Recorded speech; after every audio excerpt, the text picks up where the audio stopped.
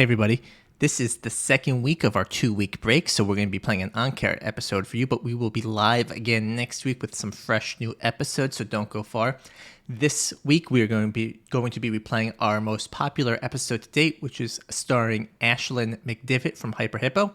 She is a global engagement specialist, and we'll be talking about the role of a global engagement specialist, the importance of community feedback, and the challenges and opportunities in localization. So enjoy it, and I'm looking forward to talking to you again next week. Welcome to the Player Engage podcast, where we dive into the biggest challenges, technologies, trends, and best practices for creating unforgettable player experiences. Player Engage is brought to you as a collaboration between Keyword Studios and HelpShift. Here is your host, Greg Posner. Hey everybody, welcome to the podcast. Today we're joined by Aislinn McDivitt, the Global Engagement Specialist at Hyper Hippo. Aislinn, I'm very excited to have you here. I usually do a different type of intro, but I want to try something new with you, and I didn't quite warn you about this today. So first off, hi, anything you want to say to introduce yourself? Hi, thanks for having me. I'm really excited to be here. I am excited too, because just a high-level thing about Aislinn is that she is a media and cultural studies degree at Okanagan. I studied that word and I practiced it, and I think I nailed it. And Aislinn will be there, but I want to understand how people have gotten into gaming, and I think it's a very important thing. And we take a look at your history, and we see that you're a media and cultural studies degree, which is great. And today you're in gaming. So I want to kind of work this off as first. What exactly does a global engagement specialist do? Oh, great question. So I started off at Hyper Hippo in the player experience department, and I'm now in a bit of a hybrid role between player experience and our new global markets department. So both of those departments, the name says it all. Player experience department focuses on our players. That encompasses player support, community management, dealing with any questions and community events. And the new global markets department focuses on not just new global markets, but also non-English speaking markets that we're currently based in. So our game was developed by primarily English speakers. We are based in Canada, so we do have quite a few French speakers as well. But while we're creating the game and creating these experiences for our players, we're coming at it with an English-speaking lens and specifically a North American lens. So the NGM department really focuses on our players outside of North America, what their needs are, and how we can best support them. So right now I'm focusing on what we need to do to help our non-English speaking players and our non-North American players to make their experience just as good as any others. Interesting. So to kind of wrap that up, right? It's still very much player experience. You're just now taking a look at that, and how do you expand that, have that same experience, whether someone's from Germany or from Korea or from Singapore, compared to how the people in the United States or Canada might be experiencing. So Yeah, exactly. that's very cool. I think the player experience is one of the most things that excite me. And Ashlyn and I spoke a couple of weeks ago about our favorite games, right? And games that she's interested in. And I think when you start at a young age, you want to be immersed in this gaming experience. And I think when someone can come in and say, hey, I want to help make this the same experience, no matter where they live, where they are, it's the same experience for everyone. I think that's noble. So with that being said, right, I'm assuming you didn't grow up dreaming to be a player engagement specialist. That's true. So what did you want to be when you grew up, and how did you make this journey from what you wanted to be to a global writing and studies major to where you are? So I, my entire life, wanted to be a teacher. That was my dream. My mom is a teacher, my grandma is a teacher. Oh, they're both retired now, but they both were teachers. And that's what I wanted to do from as long as I can remember up until about grade 11. And I'm based in British Columbia, Canada. And at the time when I was starting to look into post-secondary education and really focus in on what my future would be, it really wasn't a great time to be a teacher in BC. There were constant strikes. Oh, what else was happening at the time? There was lots of strikes. the pay really wasn't great compared to teaching in other parts of Canada. And I just wasn't sure if that was exactly what I wanted to do. So, or if that would be the best. And let me rephrase that actually. I just wasn't sure if that was going to be a sustainable future. I still will say that I do think teachers in BC are underpaid compared to how much they work and everything they put up with. But I went in for my media and cultural studies diploma thinking that I could get a teaching bachelor's on top of that. So I would start off with the diploma, see where that took me, and then if I wanted to go into teaching, I could just add that on top, and it wouldn't be too much of an extra commitment. And during that time, I went a completely different route and I started working in fashion, which was not something that I planned. And when that ended, I really wasn't sure what to do with myself. I was kind of at a crossroads. I was pretty young still, and yeah, just not sure what to do with myself. I don't know if you've ever been in that position, but I think a lot of young people get kind of, oh, Luna, sorry, my cat. Luna, she's digging in my plant. People Sorry. love cats. You're good. I love her too, but oh my God, could you not? My poor plant is dying over there in the Yeah, corner. mine too. But I can't blame a cat. Where was I? See, you're in fashion, and then I you was in just got into your fashion. kind of, what do I do when I grow up?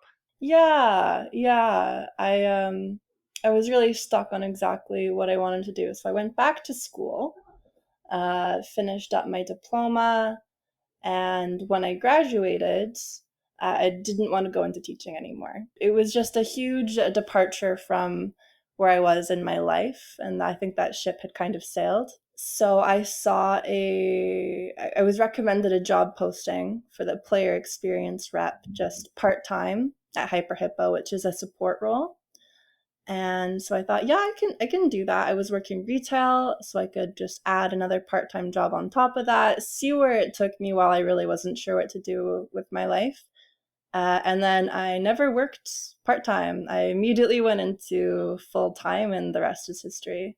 Sweet. And player experience, like, I think to myself, when it comes to player experience, I'd probably need experience for that. How am I going to jump into a role? Like, maybe, and you were a gamer and we could talk about that, but like, how do you prep yourself saying, I'm going to be ready for a player experience role at a gaming company? Oh, really good question. Sorry, I didn't prep her for these questions either. So I feel No, bad for no, her right now, sweating it out.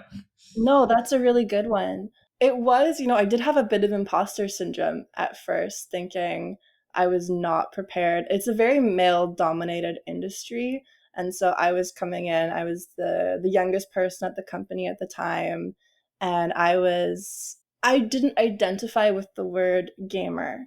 Not because I didn't play games, but because when you think of a gamer, you typically think of like a Call of Duty, Diablo player, typically a man or a boy. And I was playing like The Sims, Animal Crossing, Minecraft. I play a ton of games on my phone, typically puzzle or time management ones, and you just don't really see that represented under the word gamer. So I felt very out of place at first. But like I said, I've always played games, specifically mobile games. When I worked in fashion, I traveled a lot, and I was traveling for months at a time in one suitcase. There really wasn't an opportunity to have a lot of hobbies, even things like I love reading. Couldn't bring a lot of books with you because you've got one suitcase for sometimes 6 or 7 months of travel. But my phone was always there. So I did have some books on my phone, but I was constantly playing games while in airports, waiting for a train, waiting for a meeting to start. So I felt very familiar with what it's like to be a mobile game player, and also to not see yourself represented under the title of gamer. So while I was very nervous at first, I had a really great team who taught me everything I needed to know and give me the confidence to stop feeling nervous. Yeah, I think there's a lot of power in just being a gamer. You know what you Yeah. like and you know what you don't like. And yeah, you're not an expert at it, but I can know if I play The Sims and I hate the fact that this one button's here and why is this one button here and it drives you mad. Like you're not gonna say you're qualified for the job, but you know the experience, you know what you're doing, you can talk about what you're doing. And it's funny because it what I imagine kind of a player experience when you're taking a look at the player experience, right? I imagine, and I'm making this up in my mind as I go, so keep me honest. It's not that far off from teaching because teaching, you're trying to get people to understand their curriculum. This is how things go. And when you're looking at player experience, you want the players to do specific things in game. Have you ever made any connections between? And I know you didn't go to school for all the teaching; you went for some of it, right? But like from your mom and your grandma, like, did you ever relate anything from teaching to what you're doing with player experience? Absolutely, that's a really interesting question, but a lot of the things that drew me toward teaching are the things I enjoy in my current job as well. I mean, there's the obvious of training new reps, going through the hiring process is a lot of actual teaching in that. But when you're working with the player too, there's a lot of, yeah, teaching them how things work. If there's a question that comes in, I think it's very similar to a teacher discussing with a student. And something that I like more about my current job is I think it's quite collaborative. We collaborate with the players in lots of ways that I don't know I would be able to experience if I were a teacher. Yeah, that's cool. It's fun that that's the stuff you enjoy most. It shows that maybe you were born to be this teacher, but you're able to expand that knowledge set and apply the skills that you love to something else. And I just kind of love how you do that because even to this day, I have friends that are in teaching and they maybe want to try and get out of it. They're like, "But my only skill set's teaching." I'm like, "No, but that's a huge skill set that you can apply to anything else in any industry. Like no, almost anywhere you go from one industry to another, you can connect the lines on how things can match. And maybe KPIs are different, maybe the skill sets are named something different, but you still learn these things that can translate over. And I think people don't look with an open enough mind to say, hey, these things can be related, even though they're completely different types of jobs. Yeah, I completely agree with that. I also know a few people who went into teaching and are looking for a change in career, and it's quite daunting because you do have, your education is for education, but it is a really important skill set that I think is a lot of people would benefit in having somebody with those skills in their organization. And something you said earlier, just to kind of double down on it, is I think teachers are the most underpaid people in Yes. almost every. I mean, one thing we can all say about each other is that we've all had a teacher, someone to help inspire Yes. us and get us to where we're going to go. And teachers deserve nothing but the best compared to not compared to everyone else, but they definitely deserve the best. Absolutely. I completely agree with that, especially with the rising cost of living. Yep. Pay our teachers more. Seriously, I'm down for that. Let's talk a little bit about Hyper Hippo. Can you Yeah. give our audience kind of that may not be familiar with the types of games that you create? Who is Hyper Hippo? Yeah, absolutely. So Hyper Hippo, we create. Actually, let me restart that. So Hyper Hippo focuses on the idle genre, so games that play themselves even while you're gone.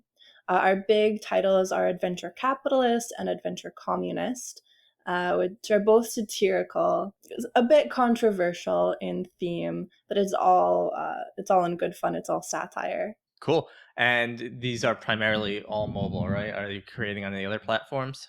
So Adventure Capitalist actually started off on Steam and PlayStation, and this is when Hippo was trying out a bunch of things, trying out new platforms and seeing where the audience was, and it was clear that our audience is mainly on mobile. Adventure Capitalist still has a thriving Steam community, but we focus for our future titles primarily on mobile for right now. So you have Adventure Capitalist, Adventure Communist. I know there's a whole bunch of them. And an interesting podcast I had the other day, I can't quite remember which one, but he talked about kind of cannibalizing players when you have multiple games in the same genre. Do you see your player base, and I'm not sure if you measure this, do they adopt all the games? Do you understand who's a player of adventure, capitalist versus communist versus mech mice, right? Some of the other games as well. Oh, that's a good question. I would not be the best person to answer that because I don't have that data on the top of my head, but we do see different player profiles. across our games. A lot of that is based on genre. So if you're somebody who, or theme, I should say, a lot of it is based on theme. So somebody who is drawn to adventure communist, for example, may not be the same type of person who's drawn to adventure ages, which is a time traveling theme. Hmm. However, we do. I would say that a lot of our players try out all of our games and see which one they identify with the most, or perhaps there's multiple titles that they identify with. Do you keep a common player experience from within the game? So just from start to tutorial to playing the game, if I pick up one game, am I going to know the rest? Yes and no. Our games do have different mechanics. Hmm. Adventure Ages and Adventure Communist are the most similar, but our other games, primarily Vacation Tycoon and Adventure Capitalist, our other main titles, do have different mechanics. So it's not exactly a one for one. Okay.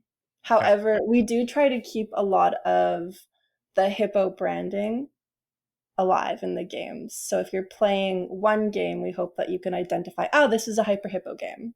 And that would be based on things like the art, the humor, and of course the PX, the actual support that you get from within the game.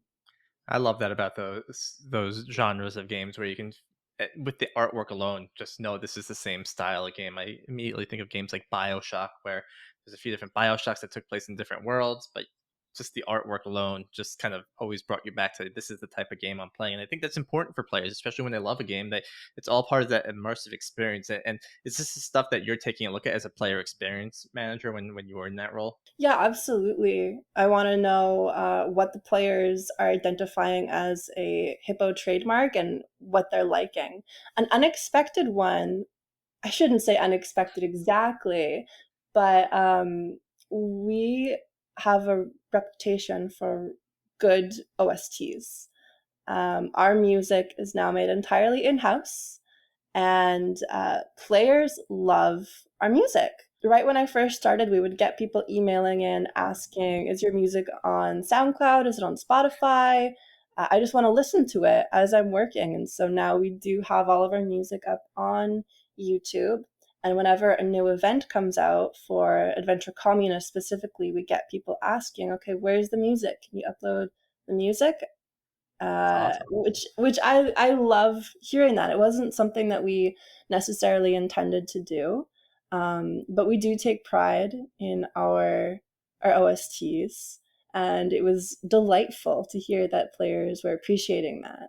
It's little things like that when you hear about the dominance of generative AI coming out, like these little things make your game special, right? And it's fun. Mhm. And yeah, you probably could eventually have an AI make that, but just complimenting the music of the game, like that would just take me so off guard and get me so excited about some little thing. Like, oh, that's awesome that you love. Like, I'd love to be able to like. I have a friend that just plays different music soundtracks throughout his working day. I'm like, that would drive me mad personally, because I want to just go start playing a game. But it's awesome that you have the ability to attract the audience and keep people just based on the soundtrack. I think that's special. That makes something special there. Especially with us being a mobile game company, a lot of players will play with the sound off as they Hmm. listen to their own music or their own podcast.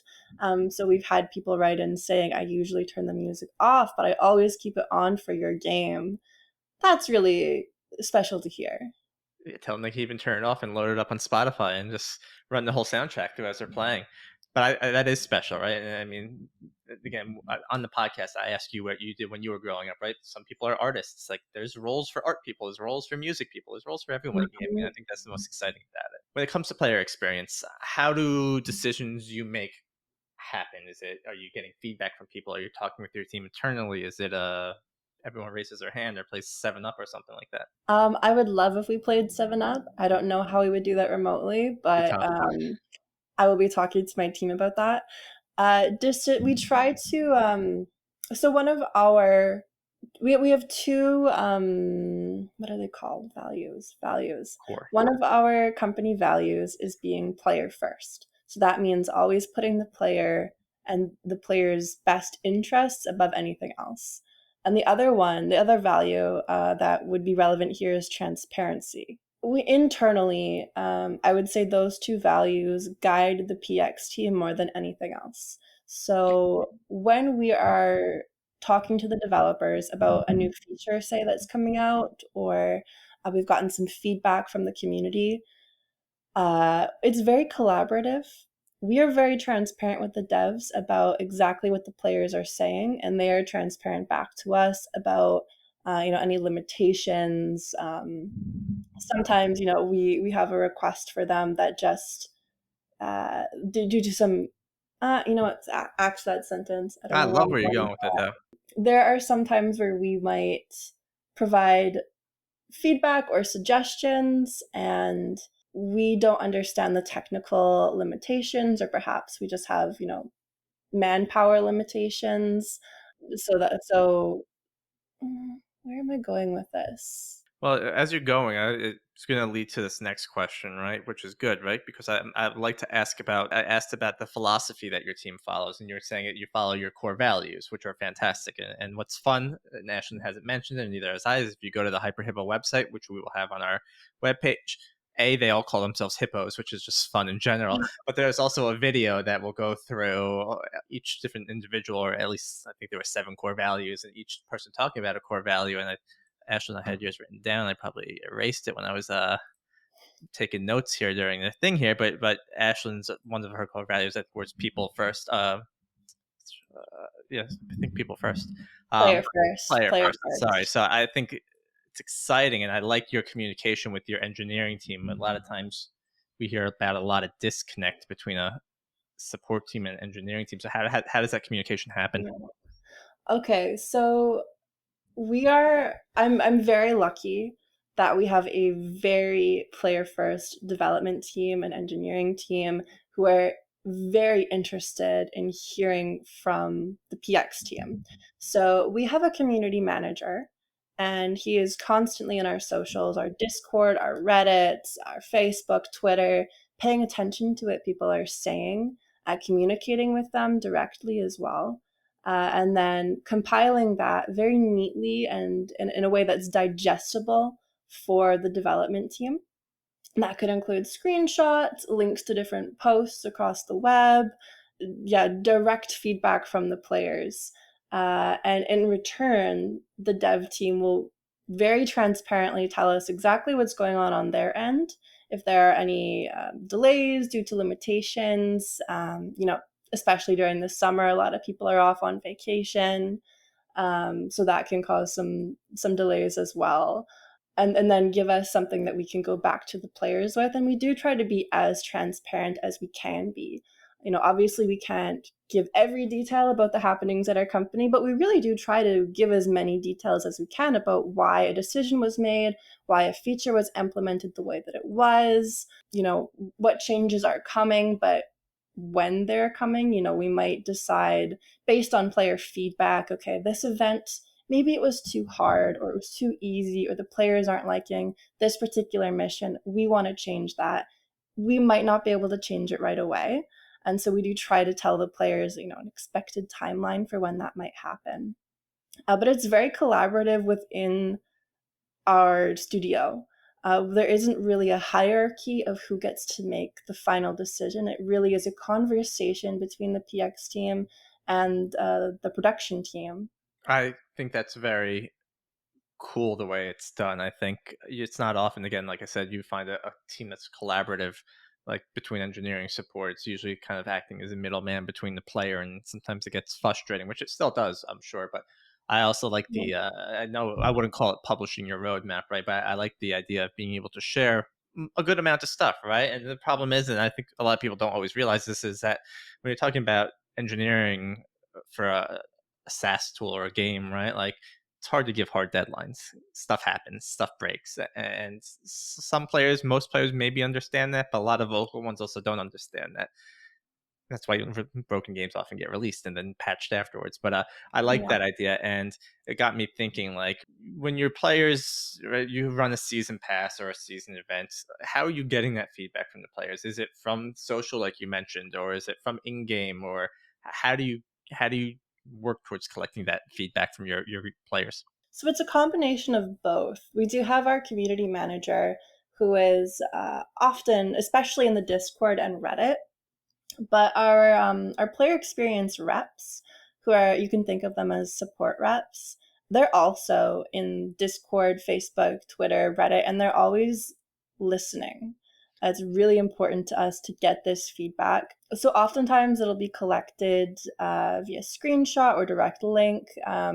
We'll send things over real time in Slack, but we also have frequent meetings with the production team, and which is really the purpose of the meeting is really to listen to what the players are saying, as well as to, of course, update our PX team with any changes in the Mhm. production roadmap.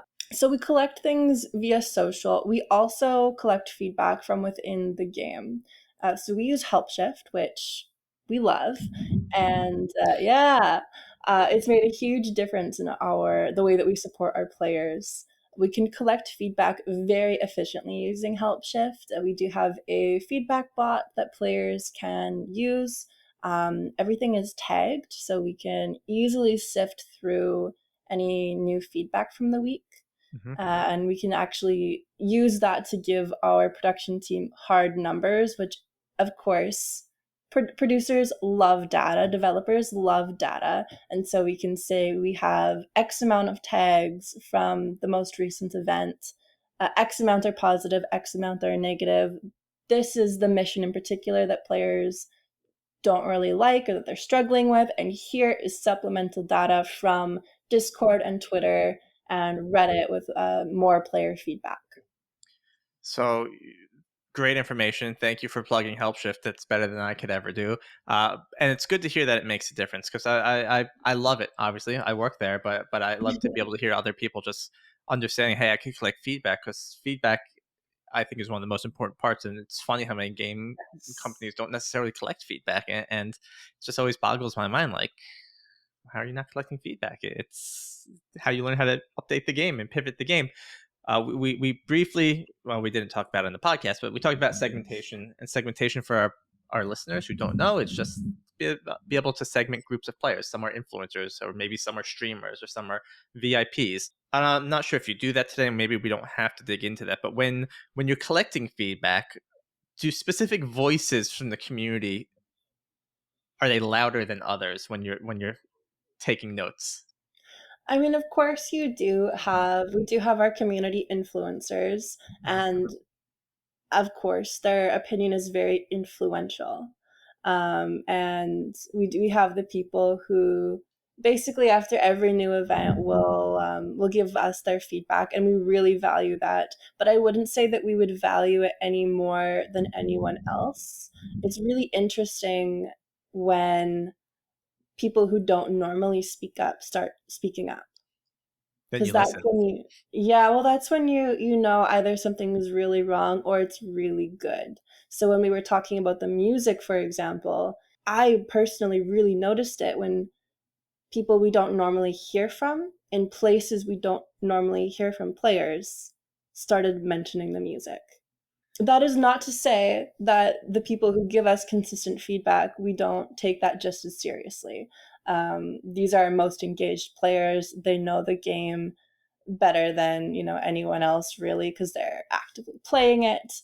So that isn't to say that their consistent feedback isn't also very, very helpful. It really is. But it's interesting when you start hearing from people who don't normally speak up. I love that. I really do because I like to think of myself as a more of actually a quiet person, and I think Hmm. people who are quiet, especially if you can see that they're playing the game a lot, I think when a quiet person that is engaged in the game speaks, that carries a very big stick, and that means, oh, this longtime player who I've never heard from has a problem, and if I want this person to keep playing, who I never have to hear from, let's see what's going on and investigate this. I mean, that's uh, Yeah, influencers are great for a game because they're going to spread the word, but you need these players that are just continuously grinding in the game and playing in the game and giving the game use, right? And listening to them, I think, is right. essential. It's especially, you raise a really good point. I think that most players don't write in. I think for most people, if they're playing a game and there's an issue, they'll just delete the game.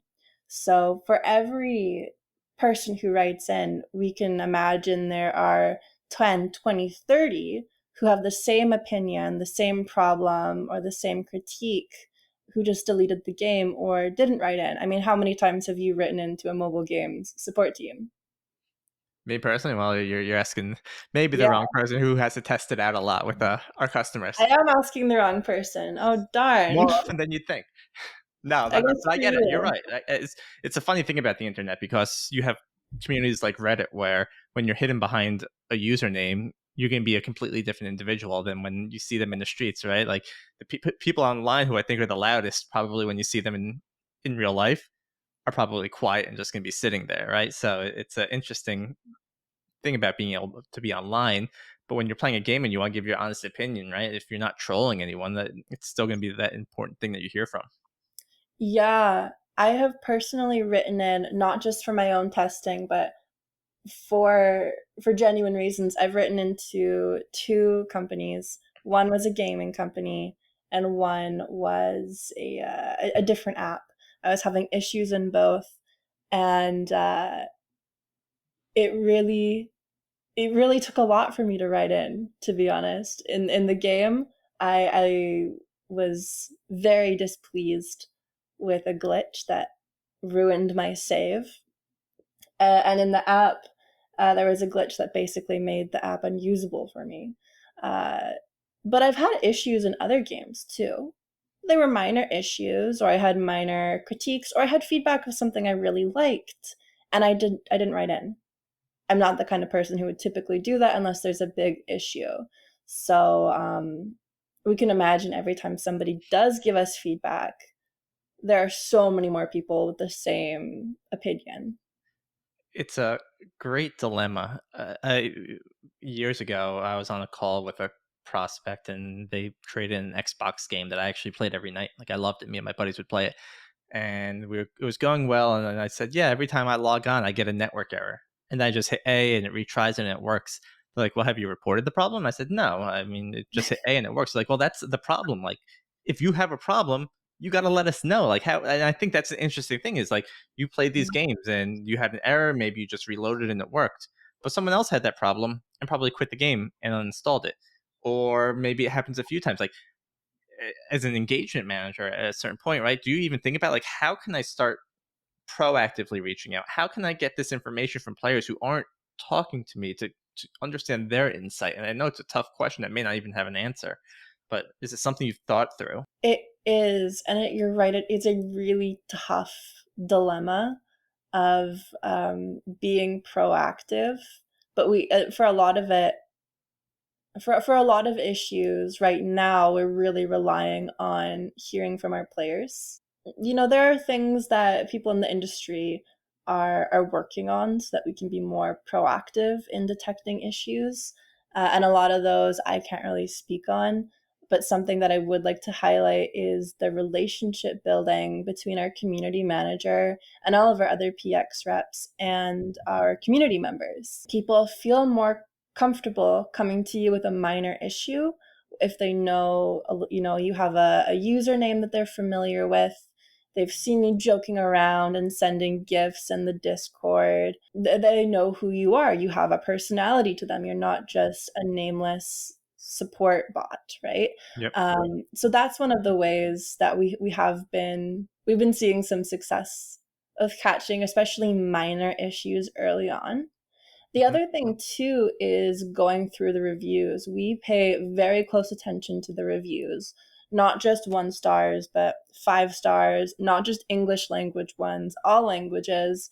Because if a player has a problem, they might delete the app and just say didn't work for me because of XYZ.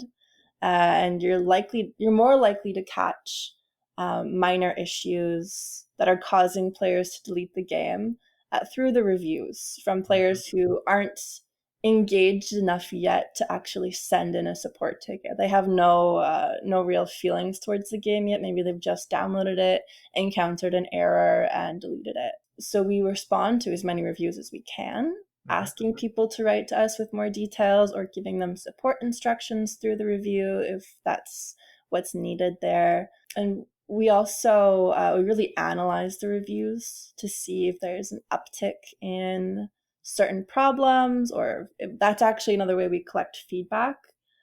Players will sometimes leave it just in their reviews. Yeah, we see that quite a bit often. I'm not sure if you're pulling reviews into Help Shift, but it's interesting when customers decide to do that because there is, I mean, there's some people that don't word reviews well, but people leave some good information in there, right? And just being able Yes. to analyze it is kind of essential. And we've talked about Reddit, we've talked about Discord, we've talked about the iOS and Play Store, and as I am getting older, I'm finding that it's tougher for me to understand what are the more popular channels these days. But where do you see most of your community living these days and engaging on? Ooh, good question. We're getting a lot from Discord and Reddit. I would say our most engaged players are there, but it really depends on the product. Adventure Capitalist, for example, is very appealing to people of all ages, from very young players to more senior players. And Facebook is quite popular with those age groups. So for some of our products, we have a more active Facebook page. But Reddit and Discord, I would say, are the two biggest. And then I would add reviews in there as well because you get a very nice sampling of people who are not so engaged and very engaged. It's interesting that it makes sense now that I think about it. I used to work for a social networking company, and like, yeah, the older demographics are still on Facebook. They're not necessarily going to always be on Reddit or Discord, but they might be. But yeah, if you're marketing a game that's for an older demographic or a more experienced demographic, Facebook is probably the place to do that. Whereas for everything else, I could see it being more so. I could see Discord being a younger demographic, but Reddit's probably binding those two a little bit. Yeah, and we're experimenting with other channels as well. Yeah. Doing some experiments with Twitter, with TikTok and YouTube Shorts. And something that I'm specifically looking into is where are our international players? And how do we communicate with them effectively? I think Yeah. one of the things that we really do well at Hippo is communicating with our players through social channels. So responding to tweets, responding to Facebook comments and Facebook messages, and engaging with players in the Discord. But right now, we are an English speaking team. And by nature, that just happens to attract English speaking users, Yep. which makes sense. I play a game that is from a Korean studio, and I probably wouldn't follow them on Twitter just for Korean tweets. Now, actually, Twitter has a really good auto translate function. But like if they were posting Korean language TikToks, I don't understand that. I probably wouldn't follow it. I wouldn't comment because I don't speak Korean. So one thing that I'm looking at is where are our players who don't speak English? Where do we need to go? And then how do we also communicate with them? Google Translate is it's fine. It does the trick, but especially for languages like Korean, Mandarin Chinese, Japanese, Thai, it causes some funky errors. So an example that I think is kind of funny is a tweet from a Japanese player who is saying, "This is really good for a neglected game." And I thought, oh, that's not very, they're thinking we abandon our game maybe, which we're still coming up with updates for it.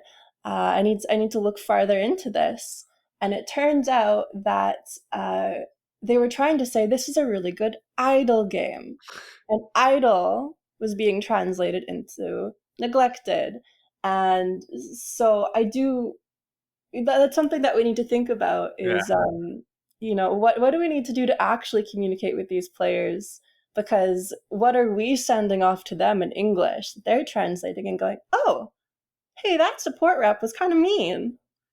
Yeah. It's such a good point because I'm not going to push any of my services, but we often see companies think, I'm just going to throw my FAQs in Google Translate and just copy and paste the FAQs into Google Translate. And we're like, that's not a good idea because No. to me and you talking real quick right now, yeah, maybe Google Translate will be good enough. But And something about the Japanese, we've seen that Japanese are the highest in-app spenders when it comes to actually engaging with online games, and you want to make sure that you're close to perfect when it comes, especially in Japanese, but all the languages, right? Because again, Yeah. like you rolled with it being a neglected game, but what are you going to do? But like that's not what they even meant, and you Yes. only know that because you looked it up. How many other times does this happen and no one even looks it up? So I think yeah, it's a fun thought of like how do you do that when it's time? How do you know what channels? How do you know the appropriate way to communicate with them? Yeah, and you raise a really good point about just the importance of high quality localization. Hmm. If I was playing a game that was translated into English from another language and the translation was poor, I wouldn't want to be playing the game. No. And that goes not just for the translation. I think a lot of studios focus on really good game translations and then let everything else kind of slide. Support needs to be well translated too, Hmm. as best as it can be. Your FAQs have to be translated properly. And so our social channels now is the next challenge for me, or a challenge for me for the future. How are we gonna, we are an English speaking team right now. How are we going to engage in the same way we engage in English and Yep. support in the same way without turning players off because the translations are horrendous? Yeah. It's going to be an interesting one. You got the WeChats of the world, the VKs of the world, all the other Mm. social giants that live outside of the States or North America. Mm-hmm. So, one of my last questions for you, Aislinn McDivitt of Hyper Hippo, Global Engagement Specialist. What is the favorite part of your day? Favorite part of my day? I guess Oh, work related favorite part of the day. I'm gonna be controversial. I like a lot of my meetings. I know people are sick of meetings, Oh, and I agree. There are too many. There are simply too many. However, I am an extrovert working from home. Right now, I'm in my living room. I'm typically in my office, which is a glorified closet with no windows. And I I really like collaborating with people. I like hearing their feedback and passing along feedback and creating something together. And I'm not saying we need a calendar full of meetings, but I get a lot of value from having my current meeting schedule is glorious. I have, usually an hour and a half to 2 hours of meetings per day. And that's okay. perfect for me. I have a lot of time to get work done, but if I have a day with no meetings, I am noticeably more agitated at the end of the day. And I need to go out and actually see people. Well, we've always heard in videos that people like meetings. We thought it was fake, but Ashley McDivitt here is promoting the meetings. No, I get it, right? You want us to be able to see people. There's that fine line between too many meetings. It's that whole, can you just do this with an Yes. email? Yes, and I have had too many meetings before. So my when I was a player experience rep, my people leader went on maternity leave, so I took over for her role, and then her people leader went on paternity leave. And it was too short of a time where it really made sense to hire for that role, so I took that on as well. And my calendar was stacked, and there was simply too many meetings. I really did become a meeting hater in that time. You have an 8 hour day, and 9 of those are full of meetings, some of which did not need to exist. Yep, I get where people are coming from when they hate them, but if you tone it down, just do the essentials, then I think it can be quite nice. fair. I have two last questions for you, and I'll Okay. let you go, but they're in the form of well, it's all going to come out at once. What Okay. Ashlyn didn't share with everyone is that growing up, she loved Barbie Detective on Game Boy Color. Yeah, I So, did. Yeah. yeah, I mean, who doesn't? The Barbie games are fantastic. So the first question is, are you going to go see the Barbie movie this weekend? This is opening weekend. And the second question is, what game or technology are you most excited about in the near term future? I loved it was Barbie's Secret Agent, I believe is what it was called, and that game transformed me. And I'm absolutely seeing the Barbie movie. Thank you for asking. I have my outfit picked out. I am painting my nails pink. I am painting my boyfriend's nails pink. I am painting our friend's nails pink. We are all going dressed up, ready for, I think it's going to be the movie of the decade. I'm convinced. That I'm so excited. are you gonna go with Oppenheimer stuff afterwards as well, so you could quickly change and just go run into Oppenheimer? I thought I about know. it. I really, really did. I hear a lot of people are doing Oppenheimer first and then Barbie to cheer up. I get that. That Um, makes sense. and the reviews for Oppenheimer are great. I think it debuted with 96% on Rotten Tomatoes, which is Yep. insane. But I'm not in the mood to be depressed. Sir, I get it. There's a lot of depressing things in the world. We don't need more. We don't need more. As for technology or games I'm excited about, I will answer both. For game, I'm really excited about Coral Island, which is a Stardew Valley-esque game with incredible art. I believe it's an Indonesian company that's creating it. And so I love the cultural aspects that are coming through. It is released, but I believe it is the beta version, and I did just recently get a Steam Deck, so I'm considering getting it on Steam Deck, or I might wait for its release on Switch. I am a handheld player generally. As we've heard. I do like some PC games, but I grew up with my Game Boy and my DS, so I prefer the handheld I get generally. it. As for technology, I am very excited about AI. I know a lot of people in my industry are terrified it's going to replace our jobs, and maybe I'm being a little too optimistic, but I'm really excited to see how it can work alongside our teams to make things easier. I'm really interested in how it could help us with the challenge of communicating with players, like on social media who don't speak English, how it can help us go into these different social media platforms and also just communicate where we already are. That example I gave earlier with the idol genre being translated to neglected, I know that there are some AI models, if I may plug Cantan AI, that Keywords has. I know that would be a solution for something like that, because the AI can recognize that this word in this context should be translated this way. We also have Adventure Communist released in Spanish from Spain, Spain Spanish, Okay, European yeah. Spanish, and Latin American Spanish. And there are some words that would be translated differently. Most notably for Adventure Communist, the word potato is translated differently, and the game is potatoes are a very key aspect. So I'm interested in using AI to help us differentiate when the word should be translated into European Spanish or Latin American Spanish. I also think from a localization and NGM standpoint, it could help us reach players in languages that we can't currently afford to support. High quality translations and localizations are really expensive and time consuming, and we just can't translate into every language that there is, even if we'd like to.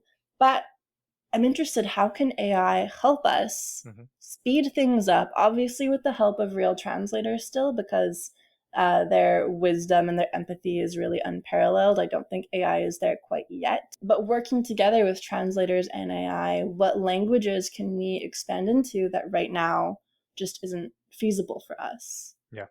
I think that's well said. I think I agree. I mean, we're like 7 months into, maybe 7 months into ChatGPT becoming really mainstream, and already the spin-offs and the new technologies that have spurred from it. I mean, it's early days, this technology yet, where it's pedal to the metal, and it's exciting to see where Mhm. things go. And I think being able to, and we talk about this a lot, but being able to learn how to use these tools, they're not meant to necessarily replace people, but it's helped to enable you to get your work done more efficiently, more effectively, smarter, right? And yes, to your point, you'll be able to communicate with these people in Korea, in Japan, in Singapore, in Germany, right? Right. Without knowing that language, and you can feel a little more confident knowing, all right, this is going to come out the right way because this is this is how it's designed, that this is how it's built.